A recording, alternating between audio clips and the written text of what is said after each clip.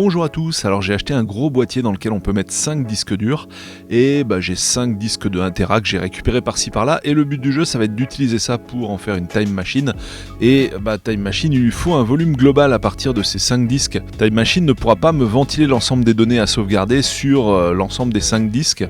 Alors là, comment faire? Et dans ce tuto justement on va voir comment à partir de plusieurs disques créer un seul volume unique.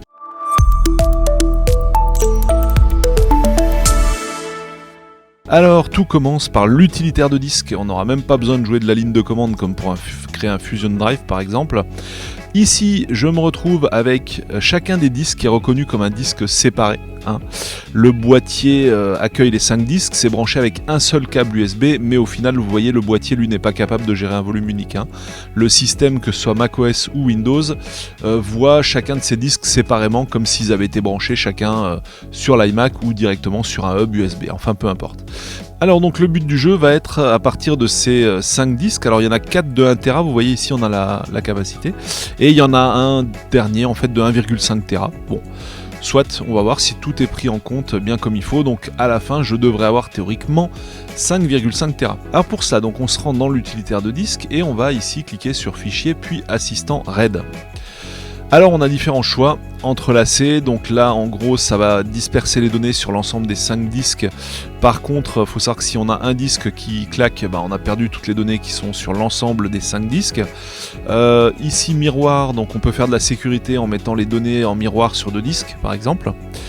2 disques ou plus, c'est bien précisé par l'utilitaire, mais concrètement vous avez bien compris qu'on va perdre la moitié de notre volume et aussi là on a un nombre impair de disques, donc c'est un peu embêtant. Et ici on a le mode concaténé, donc c'est pas du vrai RAID, mais par contre effectivement on va utiliser tous les disques pour en faire un volume unique. Et on va plutôt partir là-dessus nous, tout simplement. Alors je vais pas forcément faire de sécurité sur ce disque de sauvegarde Time Machine. Bon, on va partir du principe qu'il y a 2 machines dans lesquelles sont présentes les données, un l'iMac, 2 la Time Machine. Il faudrait quand même pas avoir de chance pour que les deux claquent en même temps. Bref, enfin en tout cas c'est un risque que je prends quoi.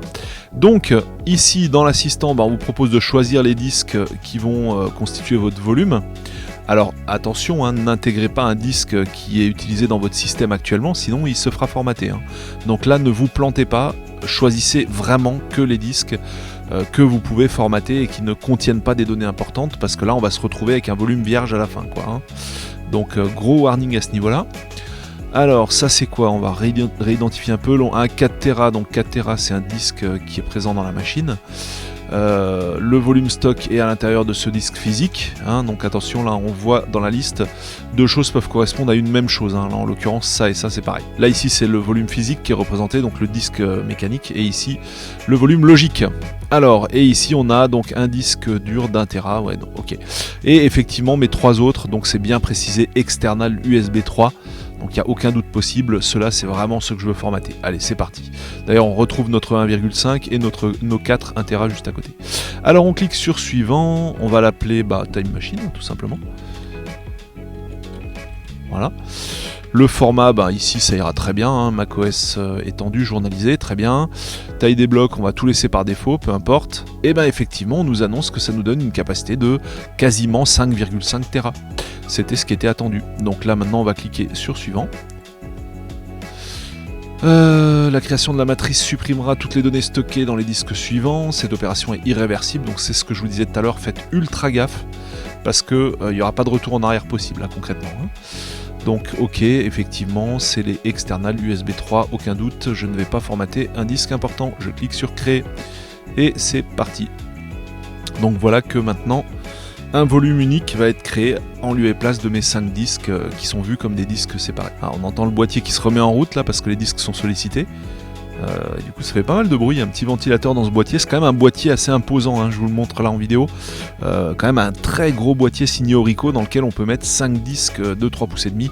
Donc ça commence à causer quoi, ça commence à faire un gros bébé quoi, on dirait même un petit NAS quoi en fait, alors que c'est juste un boîtier externe USB 3 quoi, c'est tout. Il n'y a pas de fonction logicielle particulière à l'intérieur du boîtier, en gros ça intègre un hub et puis basta quoi.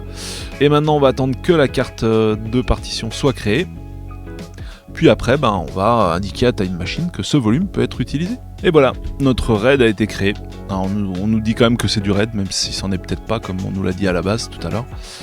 On clique sur OK, et bah voilà, en fait on se retrouve avec ici les volumes physiques, et ici ma Time Machine. Ok, donc on a bien notre disque Time Machine dans le Finder, et il pèse 5,5 Tera. Reste plus qu'à l'utiliser en tant que Time Machine. Allez, c'est parti. On se rend dans les paramètres. Alors ici je vais mettre Time. Voilà, Time Machine, histoire de trouver plus vite. Hop.